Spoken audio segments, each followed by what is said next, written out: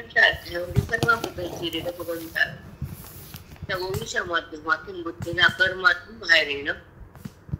कर्म कोणचे करावे, कर्माचा त्याग कसा करावा, कर्माच्या फळाचा अभिलाषा कशी सोडावी आणि ते कर्म आपल्याला मोक्षासाठी कसं संयुक्त बनेल त्याची रीत कशी पाहावी आणि हे जाणून कर्माकडे कसं कर्म त्या अंतःकरणानं करावं अशा नाना रीतीनं आपल्याला समजावलं. पण जेव्हा बुद्धीला ते कर्माची पद्धती जाणल्या जाते आणि तो कर्माचा अधिकार अंतःकरणाला अवगत होतो तेव्हा ते कर्म सुयोग्य होतं आणि बुद्धी त्या कर्मातून अलग होती. अलग झाल्यानंतर त्या कर्माचा आणि बुद्धीचा जेव्हा संबंध राहत नाही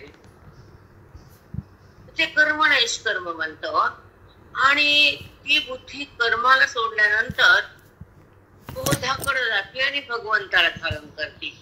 मग संबंध कर्माचा राहत नाही, देहभाव उरत नाही, कर्म बाधा करत नाही आणि त्या कर्माचा साठा होत नाही आणि ते कर्म तुम्हाला मोक्षाकडे नेल्याशिवाय राहत नाही.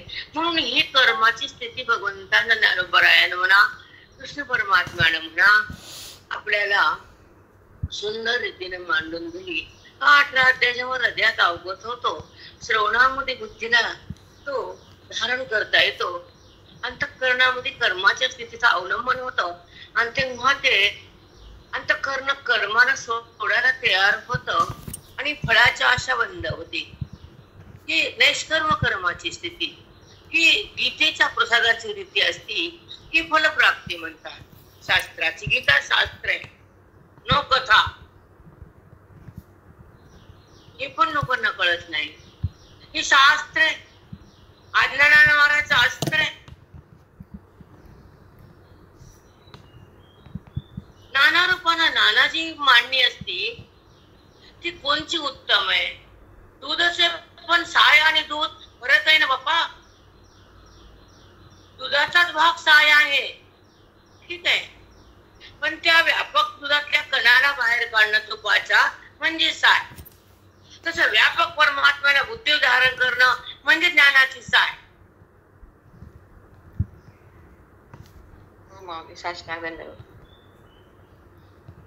नाना रूपानं तुम्हाला भगवंत शिकवतात. आपल्याला सार घेता येत नाही, बुद्धी ब्रह्माकार राहत नाही, देहाकार राहते बुद्धी.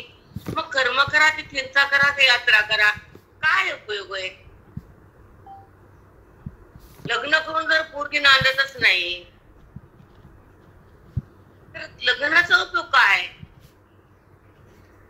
तसं ज्ञान ऐकून बुद्धीत ज्ञान राहत नाही तर श्रवणाचा उपयोग काय.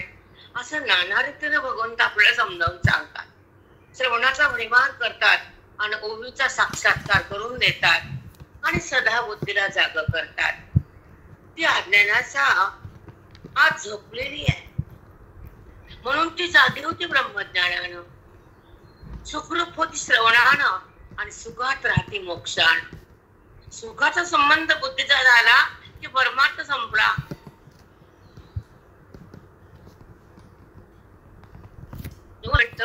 तर क्रियासाठी फिरावं लागत नाही. वन वन वन वन ज्याला स्वतःच घर नाही त्याला फिरावं लागतं. मग ज्ञानामध्ये बुद्धीला स्वतःच घर मिळतं, तिला कुठं फिरायचं काम नाही. पुन्हा तिला त्या घरातून कोणी मालकाला काढतच नाही. बुद्धीचा पती परमात्मा तिच्यापाशी गेली, तिला बाहेर निघता येत नाही, कोणी काढू शकत नाही. घर मालकाला घराच्या बाहेर कोणी हाकलीत नाही, पण किरायाच्या घरात कोणी ठेवीत नाही. खाली वाहवणे की जावं लागते.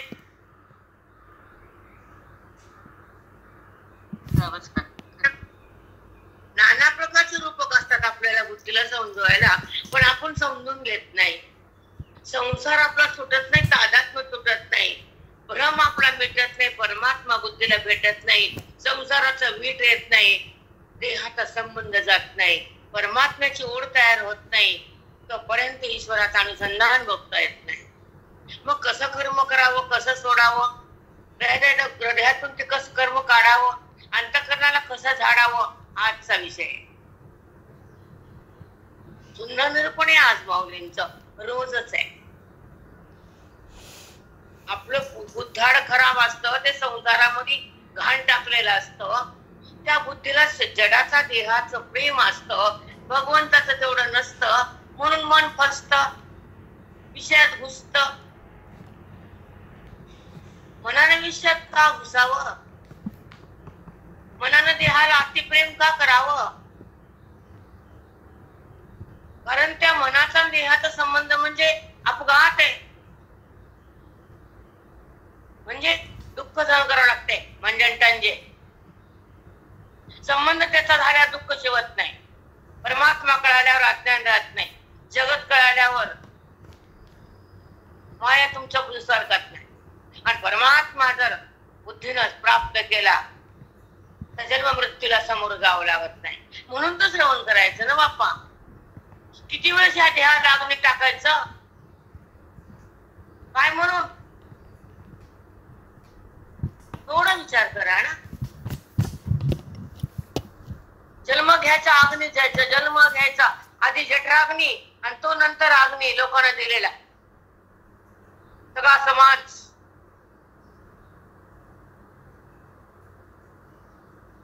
आणि आईच्या गर्भात जठराग्नी, 2 अग्नी.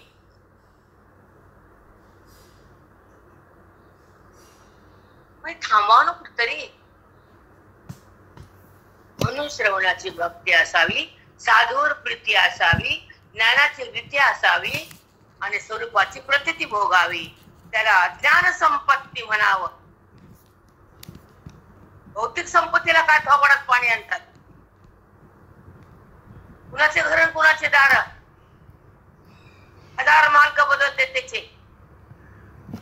एक मानत नाही का तुमच्या प्रॉपर्टीचा? कशाला अहंकार मग त्या बंगल्याचा, त्या सोन्याचा? अहंकार ज्ञानाचा, संबंध परमात्म्याचा, अनुभव सुखाचा, मार्ग मोक्षाचा. हे बघा ना. भौतिक सुख आली की बाई माजूनच जाते. बाई मला काय कमी होती कमळी? काहीतरी गंध का तुला वेदाचा, ज्ञानाचा, गीतेचा? आहे का तुला गंध काहीतरी? पण केवढा मास आहे तुला?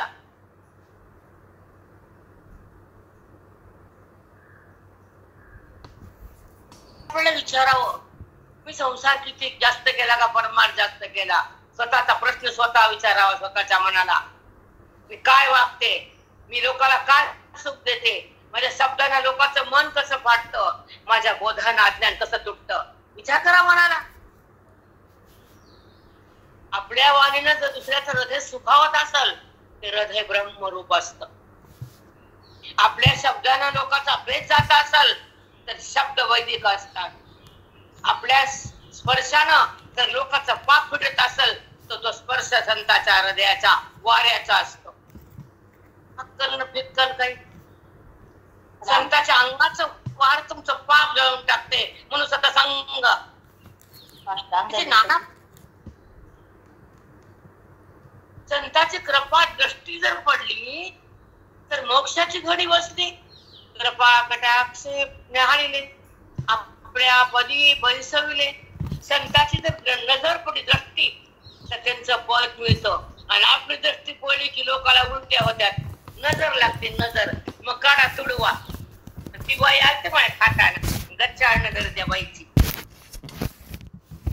कळाले का? नजर तुमची नजर असावी. एकदा नजर टाकले प्रकृती की त्याची बुद्धीचा बद्धताच झाली.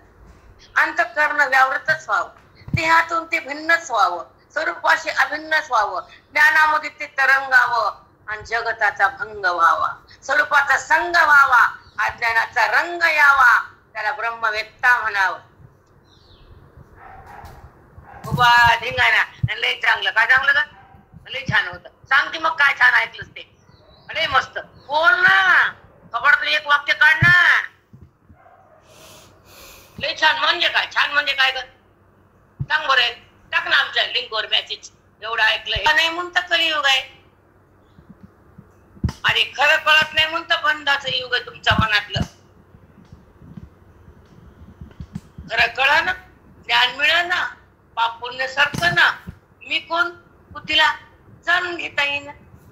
मी कोण कळण्यासाठी विचारसागर असते, माझ्या आत कोण करण्यासाठी मोक्ष असते, आणि भ्रम जाण्यासाठी ज्ञान असते, अज्ञान समाप्त करण्यासाठी ब्रह्मज्ञान असते, आणि वासनेला टाकण्यासाठी श्रवण असते, अधिकाराला प्राप्त करण्यासाठी पुण्य असते, आणि साधूच्या संगतीसाठी अभाग्य असते.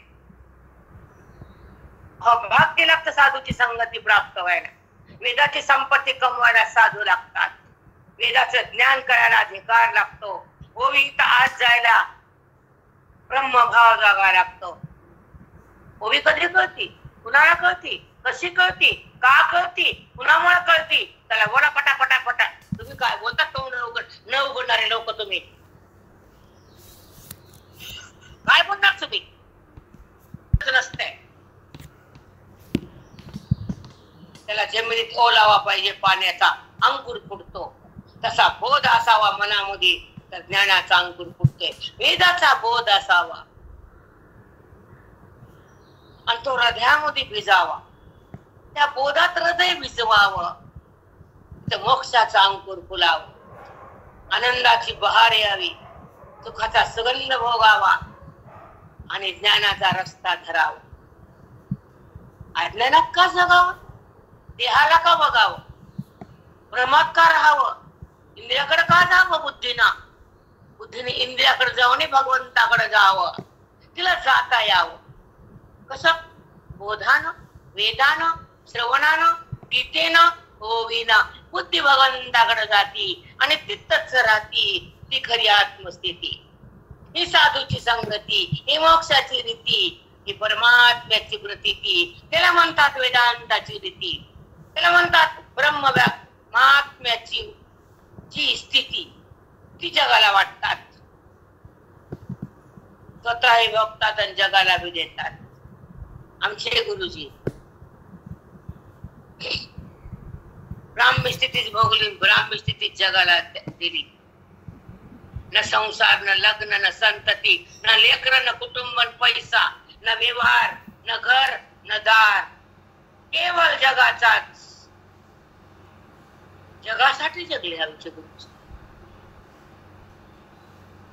इथं 4 मासासाठी जगा वाटत नाही एका बाईला. ते संत असते, जगासाठी ते आगास सोसते. कुठला भोग नाही, कुठला वासना नाही, कुठला संसार नाही, कुठली संपत्ती नाही, कुठला विषयाचा भोग नाही, फक्त ब्रह्मभोग. इतका साधू असे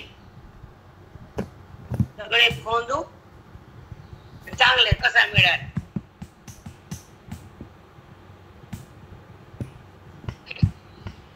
म्हणून आम्हाला स्पर्श बेटा. अशा मठात हे हाड वाढले, अशा साधूच्या बोधात आयुष्य जगलंय, अशा वेदांत हृदयात विजलाय. म्हणून वाणी बोलते खन खन खन खन. आम्हाला भेटले आम्हाला, तुम्हाला पण. काय प्राप्त करावं? माझे संत कसे होते, माझे गुरु कसे होते, त्यांचा काय अधिकार आहे, काय वाणी आहे, काय हात आहे.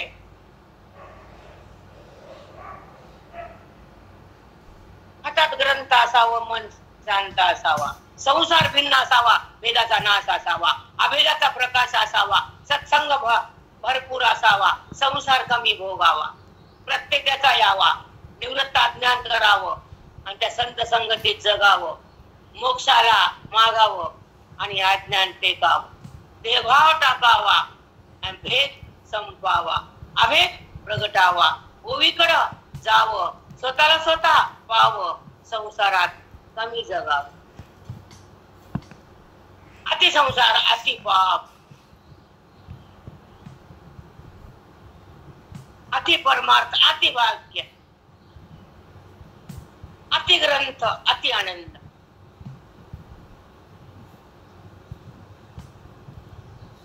अति ग्रंथ, अति आनंद, अति संसार, अति आनंद नाही, अति दुःख. टच होणे संसार, टच करावा पण टच होणे, बघावा पण विकारू नये, तिथं राहावं पण संबंध राहू नये. कोण? शेजारीत माझे हे शेजारी. एक जणाकडे मनामध्ये एक परिणाम करून जाते ते माहित नाही. तो क्षण म्हणजे मोक्ष. जो ओवी मनाला टच होती, जो बोध मनात स्थगित होतो आणि जो भाव उत्पन्न होतो तो ब्रह्मभाव. जो जातो तो देवभाव, जो प्रगटतो तो आत्मभाव.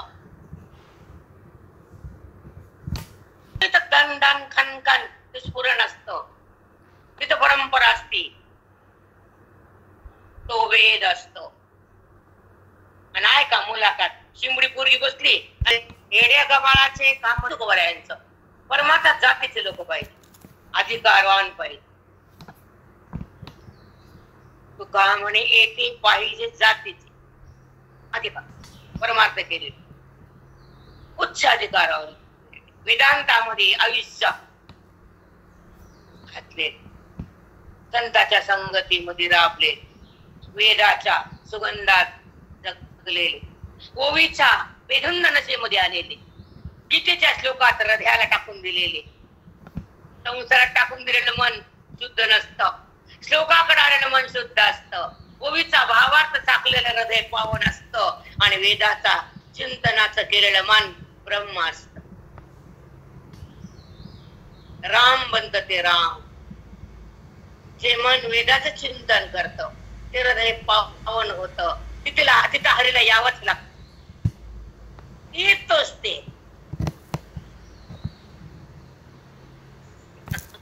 येणारच.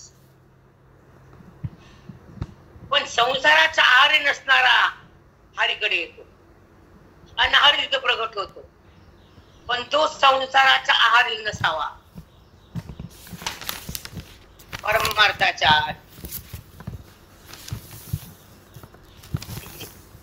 म्हणून पाहिजे, ज्ञान पाहिजे, श्रवण पाहिजे, नाम पाहिजे, भक्ती पाहिजे, दान पाहिजे, धर्म पाहिजे, सगळं पाहिजे. यज्ञ दान तप कर्मावर चालले, कोणता बाईचा फोन येत नाही. कशाला बोलतात बिचाऱ्या, करू बी नका, मला तर वेळ नसतं. पालतुरी कर्म काय बोलले माऊली आमचे, काय बोलले कृष्ण परमात्मा. ह्याचं अनुष्ठान सोडू नको अर्जुना. कोणतं देवा? यज्ञ दान आणि तप कितीही कर, सोडू नको दान. ती म्हणते घराला दान दिलं माझं आयुष्य. मन बी दिलंच का? हा, आधीच मन दिलं म्हणे घरदाराला. मग कोणता चमचा कवा आणला, कोणची वाटी कधी घेतली, कोणचा खलबत्ता कधी आणला, तारीख वार टाइम सगळं पाठ आहे म्हणते मला दगडाचा खलबत्ता. आणि ओवी ग नाही, श्लोक ते तर माहितच नाही आम्हाला, गीता येतच नाही, ओवी वाचितच नाही, चिंतन माहितच नाही. मग जगली कशाला तू? खलबत्ता वर्णन माझ्या आईच्या रेट टाकता आला नाही, अंतकरणाचं मळ धुतलं नाही. मग काय केलं? कद्दूची भाजी टाकली सोडवणे, जो मुमुक्षु जागो म्हणे, तया सर्वस्वे करणे हेच एक. अर्जुना तुला एक सांगू, मुमुक्षु बद्दल संसारात मी कधीच वर्णन केलं का? नाही. का करायचं देवच काय? त्याचं काय म्हणून नाव तुम्ही? मग काय सांगतात? मुमुक्षु म्हणजे मुक्त होण्याची तीव्र जिज्ञासा, जे माझ्या प्राप्तीसाठी जगतात, बोधाला आत ठेवतात, चित्ताला चिन्मय करतात, मनाला माझा स्पर्श करण्यासाठी साधूकडे येतात, वेदांत शास्त्रामध्ये आयुष्य घालतात आणि माझ्या ऐक्यासाठी जगतात आणि भेदातून निघतात. त्याला मुमुक्षु म्हणतात. जवळ येतात गोळे. आदर्श ज्ञानाचा असावा, संताचा संग असावा आणि वेदाचा बुद्धीने रंग घ्यावा, संसाराचा रंग धुवावा, विषयाचा त्याग असावा, देहभाव नसावा, आत्मभाव जागा असावा, नामात मन ठेवावं, बुद्धीला भ्रमातून काढावं, सत्संगाला जोडावं आणि अविद्येला तोडावं. त्याला ब्रह्मव्यक्ता म्हणावे. जो मुमुक्षु जागो म्हणे, अर्जुन तुला एक सांगू, कोण जागा आहे सांगा ना देवा. तू मुमुक्षु म्हणजे मुक्त होण्यासाठी साधूच्या संगतीमध्ये वेदाचा प्रसाद हृदयाच्या द्वारे बुद्धीच्या मार्गाने हृदयामध्ये जो साठवतो आणि अज्ञानाला आठवतो तो मला प्रिय आहे आणि तोच खरा वागताय. कसं काय? आपली सोडून करून घेतो ना तो. कशी घेतो सांगतो तुला अर्जुना. तरी आपुलिया सोडवणे, आपल्याला सोडून घेतो. कशातून? नात्यातून नाही. बंधन सुटलं की नातं तुटलं जातं. व्यवहार होतो पण विकार नाही. जग दिसत संभ्रम नाही. देह असतो संबंध नाही. परमात्म्या वाचून काहीच नाही. तो मुमुक्षु आपल्याला सोडून घेतो. रामकृष्ण हरिताई साष्टांग संगीत छान माऊली. सत्य है, वो आपके साथ है, वही मेरा रूप है, वही सर्वस्व है. ही मनाला धारणा द्या. तपश्चर्या व्हावी, श्रवणाची आरती व्हावी. यज्ञ दान तप कर्म त्याचं अनुष्ठान कर म्हणजे आद्याचं हे वर्म आहे. ह्याच्या आधी 17व्याचा हरिओम तत्सत हे वर्म आहे. कळत तरी का काय वर्म आहे कुणाचं? कळतंय? यज्ञ दान तप कर्म हे वर्म काढले. इथून सुरुवात केली आहे आणि मोक्ष हातात दिलाय. हा सुंदर आहे. मला आधी वाटायचं मी 8व्या वाद्याकडे आले म्हणून मी म्हणले 1000 वेळ सोडवल्या आणि पुन्हा मला म्हणलं काय कर्म सोडायचं शिकवलंय. कर्माचा बात सांगितलाय आणि भगवंताचा प्रत्यय सांगितलाय. बुद्धी भगवंताकडे एक होती. हे कर्माची रीती सांगितली. कर्म करावं आणि सोडावं, त्याला धरू नये म्हणून ज्ञानाची वाट सुरू होती बुद्धीला. तिथून तिला जाता येतं परमेश्वराकडं. हे उगमय मोक्षाचा, हा संगमय बोधाचा, हा प्रसंग सुखाचा, हा रस्ता अध्यात्माचा, हा मार्ग वेदांताचा, हा सुख सोहळा आहे जीवनाचा, हा रंग बोधाचा, हा अंग वेदाचा. हा भाग्योदयाला व्यासपीठ मिळाला. आपला आयुष्याचा काल किती जाऊन कुणाला द्यावा जस्ताला कळावं. मूर्ख बायला कळत नाही. ती जाते संसारात वाहून सोडून द्या, संपला विषय. तर ऐका, एक शेवटचं वाक्य सांगते की आपलं आयुष्य का बर्बाद करावं या लोकांसाठी? कळाला? जो मुमुक्षु जागो म्हणे तया सर्वस्व करणे हेच एक. चला आपल्याला बंधनातून सोडून द्यायचं. तो मुमुक्षु असतो तर एकच करतो. काय करतो तू त्याला मी सांगतो. ते सर्वस्व करणे हेच एक. तर एकच करावं लागतं. ते पुढच्या वेळी सांगतो असं भगवंत बोलले. चला, यज्ञ दान तप कर्म आता बघा मोहाचा शब्द. यज्ञ दान तप कर्म न त्याज्यम कार्यमेव च तत. ए अर्जुना, ती यज्ञाचा दानाचा तपाचा त्यागच करीत नाही. ते मोक्ष असते. दान बी देते, यज्ञ बी करते, देहाच्या द्वारे तप बी करते, मुखातून नाम बी घेते, बुद्धीने मला बी जाणते, देह भावातून बाहेर बी येते.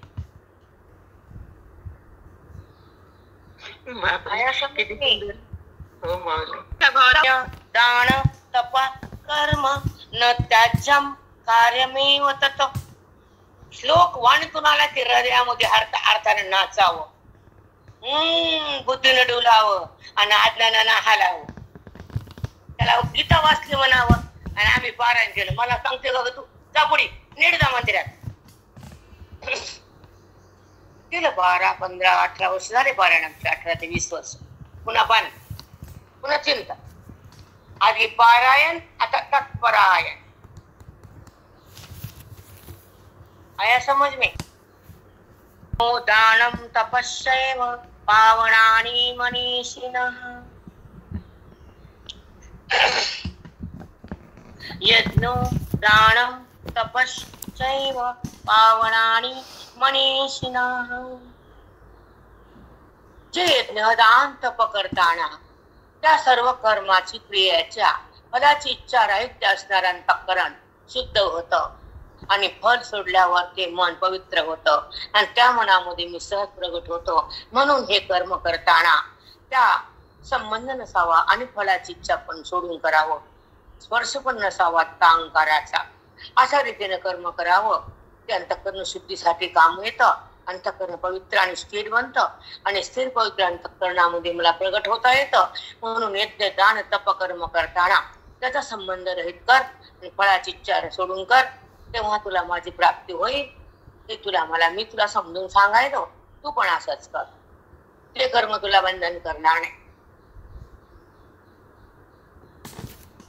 न त्याज्यं कर्मेव तत यज्ञो दानं तपश्चैव पावनानि मनीषिणाम्. कृष्ण परमात्म्याच्या मुखातून जे निघालेले एक एक शब्द आहे, एक रत्न आहे.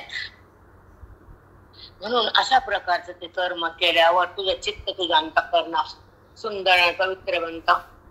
कर्माला सोडून ते माझ्याकडे येतं. बोधाला ते धारण करतं अंतःकरण. वेदामध्ये ते सहज जातं आणि मला स्वतःला पाहतं. मग तेव्हा ते राम होतं. वाव.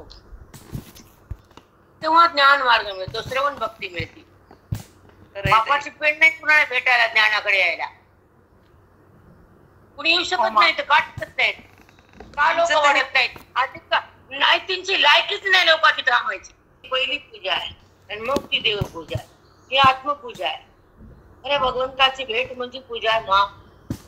बुद्धी भगवंताला स्पर्श करते ही महापूजा. वैदिक पूजा म्हणतात वेदाने सांगितलेली. शोकाच्या माध्यमातून ओवीच्या साधनातून ही खरी पूजा आहे. आपली रोजच होती ताई, आपली रोजच होती अशी. यज्ञ दान तपादिके ये कर्मे आवश्यके. अर्जुना, यज्ञ दान आणि तप हे आवश्यक आहे. बरं, दान कर, यज्ञ बी कर, यागादी घडेल तसं. आणि तपश्चर्या देहाची, मनाची, इंद्रियाची, अंतःकरणाची, बुद्धीची सर्व उपाधीच्या द्वारे जे जे काय करशील ते तपश्चर्या. हे तिन्ही सोडता येत नाही. पण दान द्यायला पुण्य लागतं. नाम घ्यायला पण पुण्य असतं. तपश्चर्या करायला अधिकार लागतो. अनुष्ठान करणाऱ्या रूपाने त्याला पण अधिकार. तुम्हाला आता जे बोलले का सकाळी 5 ते 10 तसं पाडव्यापासून रामनवमी पर्यंत रोज ब्राह्मण 5 आणि सकाळी 7चा रामरस असं ब्राह्मण. आणि आपण श्रीमंताला बोलले त्यांना म्हणजे दान घेता का? हानेल का नाही? ते तुम्हाला तुरी डाळ द्यायची, घेता का हो दान? पाहिजे साथ देणार तसं. यांना सांगितलं वेदानं दान द्या. गरीबाला, दुःखी लोकाला आणि ब्राह्मणा. कर्म ह्याच्यावर बोलायले माझ्या मनाचं नाही. कारण पुन्हा मला धरायचं नाही कोणी. दान तपादिके ये कर्म आवश्यके ते न सांडावी पांथिके पाऊले जैसे. आपण चाललो घराकडं, मार्केटला गेलो आता घराकडे. पण जोपर्यंत घर येत नाही तोपर्यंत पाय थांबत नाहीत आणि घर आल्यावर पाय चालत नाहीत. तसं मी मिळाल्यावर कर्म करायचं राहत उरतच नाही.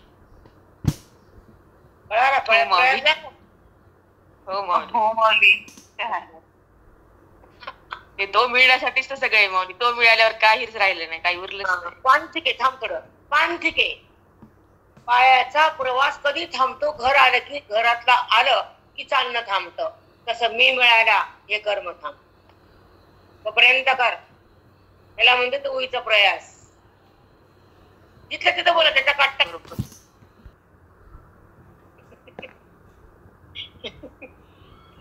लय सुंदर शिकवलं महात्म्यानं. भयाना तुम्ही ऐकलं होतं काल? पदाची कोमले न देखीजे तवतयाचा मारून सांडीजे. कान तृप्त न होता न लोटीजे भाने जैसी. तृप्त न होता लोटीजे भान जैसी. ताटावर बसतो. भान म्हणजे ताट. आपण ताट ढकलतच नाही जोपर्यंत ढकर येत नाही तेव्हा. तेवढं खाजू नये, कचाकच खाऊ नये, थोडं कमी खात जावं. एकदाच खपा कप गोदाम भरून अल्प आहार असावा. 3दा खावं. आता शुक्रवारी किती भरती मग येत नाही. जेवण कमीच असावं.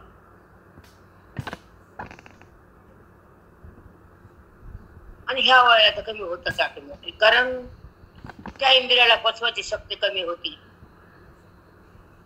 जर मधीलही घातलं तर ते मग पचन बिघडतं, विकार सुरू होते मग.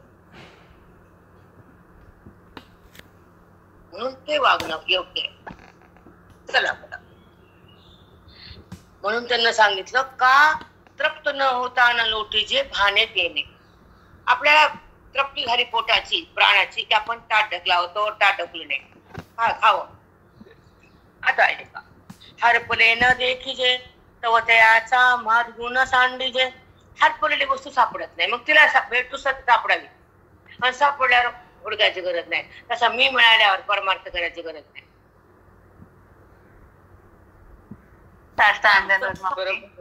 पावता न सांडीजे केळी न फळता, काठे विल न दिसता दीप जैसा. काठे विल न दिसता दीप जैसा. हातात दिवा घेतला. पहिल्या काळात लाईट नव्हती. एखादी वस्तू बघायची आणि तिला अंधारातून घ्यायचं, मग हातात दिव्याने बघायचं. ती वस्तू सापडली तोपर्यंत दिवा हातात आहे. वस्तू सापडली की दिवा जाग्यावर, वस्तू हा आपल्या आपल्या कामावर. पुन्हा दिव्याची गरज नाही. तसं मी सापडलो पुन्हा ज्ञानाची गरज नाही. मी कळालो पुन्हा वेदाची गरज नाही. मी प्राप्त झालो पुन्हा दुःख शिवत नाही, सुख संपत नाही. काय बोलले माऊली आमचे रूपाक करून. दिवा कवर पाहिजे, ती वस्तू दिसल्यावर घेतली हातात.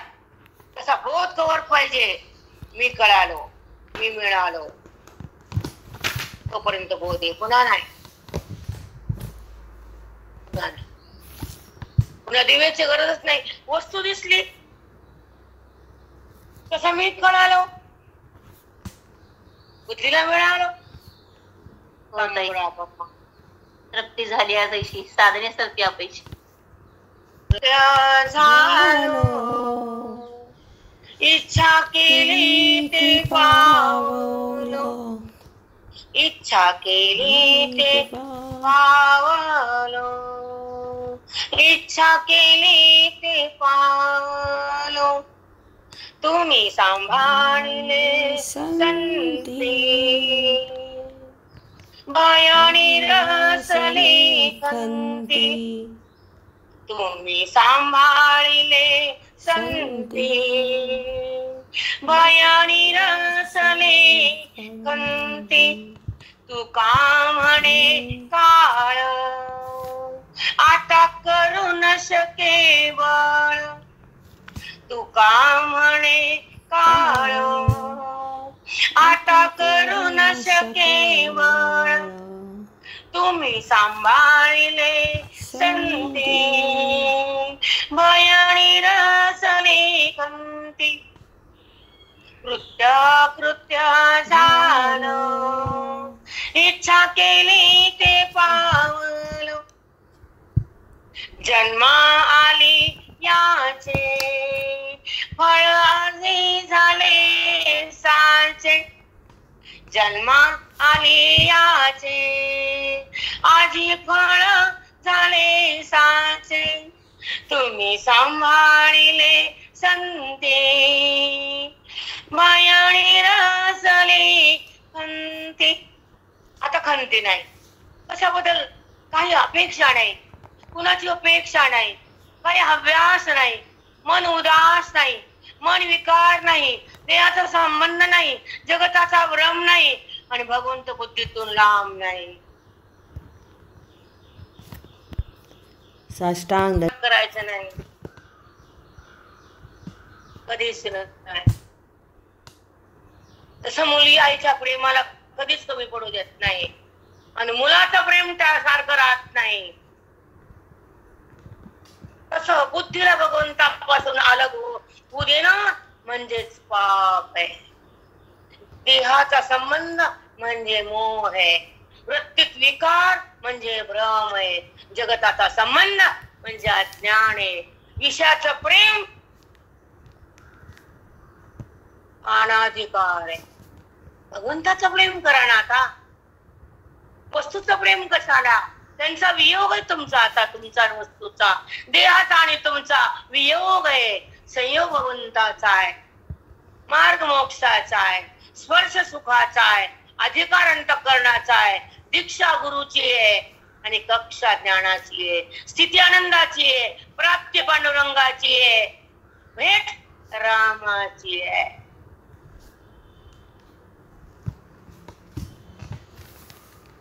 रामचं बुद्धीतून काढायचं, परमेश्वराला मन जोडायचं, सत्संगात जगायचं, भेदातून निघायचं, आत्मरंगात रंगायचं, स्वच्छ बनायचं, खऱ्या सुखाला भोगायचं, खोट्या दुःखाला फेकायचं, वृत्तीला टाकायचं, अभेदाला जोडायचं, परमेश्वराला भोगायचं, आत्मरंगात रंगायचं, देहातून निघायचं, परमात्म्यापाशी थांबायचं, त्याचा अभेद करायचा आणि तेव्हा रामाला आपण प्राप्त झालो असं म्हणायचं. तोपर्यंत राम तुम्हाला भेटलाच नाही, तुमचं प्रेम कमी पडलं. हो माऊली, साष्टांग दंडवत. करा पैसा बहुत होत आहे हो, खरंच जगाच्या कल्याणासाठी व्हायला आता आधी आमच्यासाठी होता. होत आहे. मरण मारी का दिलं? प्रेमासाठी. मन का दिलं? चिंतनासाठी. आयुष्य का दिलं? जगासाठी. घरासाठी नाही, नाहीच नाही.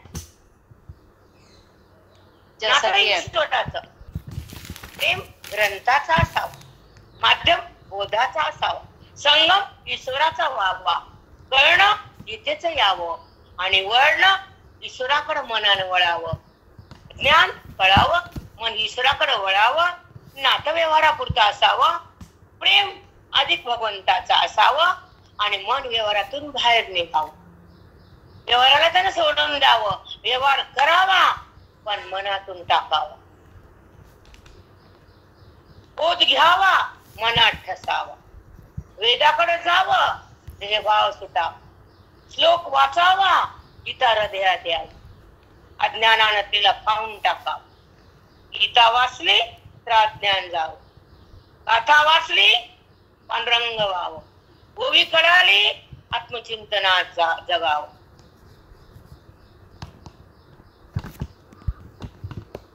चला पुढे.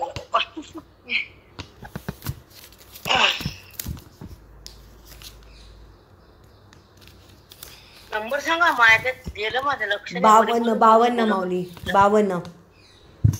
हा मी मागाले कडे 40 रुपयाच्या. चला. नाव थडी न पवता, न सांडीजे केळी फळता, का ठेविले न दिसता दीप जैसा. एखादी वस्तू बघायची, अंधारातली दिवा घेतला, वस्तू दिसली, दिवा गेला, वस्तू हातात आली. नाव थडी न पवता, न सोडिता केळी. जोपर्यंत नावीत बसलो आणि काट नाही लागला तोपर्यंत नाव सोडायचे नाही. ज्ञानात राहिलो, भगवंत नाही प्राप्त झाला तोपर्यंत सर्व सोडायचं नाही. केळीचं झाड आलं, त्याचे घड काढले, केळीला मोडून टाकावं लागतं. आणि केळी चालणे, झाड मोडलं, केळी कशी येईल? केळीनं फळ फळता. केळीचे घड्याच्या घड आले, मग तिला अंतर येत नाहीत, ते घड काढून उतरायचे, तिला मोडून खाली टाकून द्यावं लागतं. त्याच्यातून पुन्हा दुसरा घड उत्पन्न होत नाही. हे केळीच्या झाडाचा नियम आहे. तैसी आत्मज्ञानाविकी तसे आत्मज्ञानाची रीत अर्जुना, जवळ निश्चिंती नाही नेकी. त्या बुद्धीनं आत्मस्वरूपाचा निश्चय केला तोपर्यंत परमात सोडायचा नाही, साधूला बाजूला काढायचा नाही, वेद बाहेर ठेवायचा नाही, आत ठेवायचा वेद म्हणजे गीता म्हणजे ओवी. आता ऐका. तव नोहावे यागादिकी उदासीना, तव नोहावे यागादिकी उदासीना. जोपर्यंत माझी प्राप्ती नाही अर्जुना तोपर्यंत याग सोडायचा नाही, दान सोडायचा नाही, धर्म सोडायचा नाही. आणि माझी प्राप्ती झाल्यावर काय करायची गरज? भाकर भाजली गॅस बंद, खाली काढायची आणि खायची. मोक्षाला भोगायचा, संसार समोर आला त्यागायचा, संत आले प्रेम करायचं, ग्रंथ दिसले कळून घ्यायचं, गीता हातात आली श्लोकात न्यायचा, संसार बाहेर काढायचा. आया समज मी नवीन नूतन आहे ना, तसं तुझं सौंदर्य नित्य नूतन आहे, तशी तू सुंदर आहे. तुझं रूप तसं आहे, तसं कशी की तसं आहे. तसं तू हृदयातलं ज्ञान होणं करत जा बरं, करत राहा. यज्ञ काय करू, यज्ञ कर, दान कर, तप कर. बरं. आणि माझी प्रॉप झाल्या बंद कर, काही गरज नाही पुन्हा. केळीचे घडाच्या घडा आले, उतरून घेतले त्या केळीतून, ती पुन्हा म्हातारी झाली, पुन्हा त्याला येत नाही, मग ती पाडून टाकले, नवीन लावली. तसं तुला माझी प्राप्ती झाली, तुला नवीन जीवन भेटलं. त्याला मृत्यूच नाही असं जीवन दिलं तुला. चला सुंदर लय सुंदर आहे बेटा. मग अधिकार रूपे ते दान तपे अनुष्ठावेची साक्षेपे अधिकेवर. अर्जुना हे कसं कसं करायचं, कुणी कुणी करायचं. जसा अधिकार आहे, कुणाकडे 100 रुपये, कुणाकडे 1000, कुणाकडे लाख, कुणाकडे कोटी. कोटी असणारा लाख देईल मग 17ला, आणि 1000 असणारा 1 रुपया देईल, 100 असणारा 8 देईल. पण जशी योग्यता तसं देईल. आणि द्यावंच दान, करावंच अनुष्ठान. देहाच्या द्वारे तपच करावं, यज्ञ दान तपा, दान बी करावं. आणि देवा, आणि आम्हाला द्या वाटलं नाही, लेकराला मला ठेवा वाटत कसं करायचं. आम्हाला द्यायचं नाही दान, नको देऊ. चित्त शुद्धी होणार नाही, लिहून ठेव. आणि पवित्र होणार नाही मन, तीर्थ होणार नाही तुझं मन. तिथे मी येणार पण नाही. धन तुला दिले मी, कोणी दिले? देवा तुम्हीच. तुमची पत्नी लक्ष्मी, तुम्ही विष्णू. तिथं तुम्ही आहे तिथं ती पण आहे. मग तुम्ही दिलं ना, तुम्ही दिल्यावर कशाला घोर आहे. आणि दान दिल्यावर तुम्ही कमी पडू देत नाही, पण घोर बी करायचं काम नाही. 100 दिले की लाख देतात, आणि लाख दिले की कोट, करोडो देता, अब्जो देता. म्हणून देत राहावे, देत राहा. येत राहणं पाप आहे, आणि देत राहणं मोक्ष आहे. आताची जात महाराजची बघा कोणची इथे, बघा कोण. मोक्ष द्या, वेद द्या, अध्यात्म द्या. माझ्या माऊलीची एक एक ओवी तुमच्या साधकाच्या हृदयात ठसून बसवा. हृदयाच्या टोपल्यात फेका तुमचे बोध. असे ग्रंथ करून द्या त्या साधकाला, तो सिद्ध झाला. असा मंत्र त्या तारक तो बद्ध नाही राहायला पाहिजे.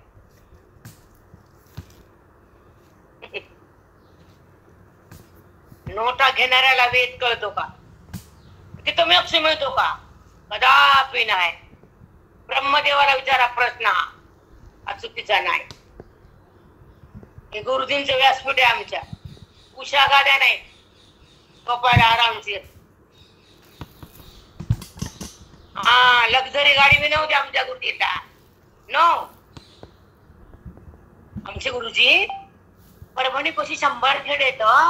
तर त्या काळामध्ये 150 वर्षाखाली छकडा यायचा, छकडा, छोटी गाडी. त्याला मस्त सजवलेली बैल, धूल घातलेले. त्या गाडीचा आकार वेगळा, नवीन नवीन नक्षीच्या पाट्या. त्याच्यामध्ये गुरुजी बसायचे छकड्यामध्ये. लक्झरीत नाही बसले गुरुजी आमचे.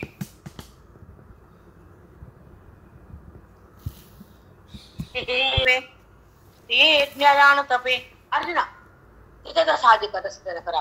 पुन्हा 100 माळा होतील, 100 काळा, 50 माळा, कुणी 10 माळा, पुन्हा 1000 रुपये दान, कुणी 500 रुपये, कुणी लाख रुपये, कुणी 50,000, कुणी 51. मॅडम म्हणते तुम्ही देऊ नका. मी म्हणलं काय तुम्ही जाय तुम्ही गुबै सवयाचे होय, तैसा कर्मातिशय आहे नष्कर्माला. येऊ द्या मंडळी.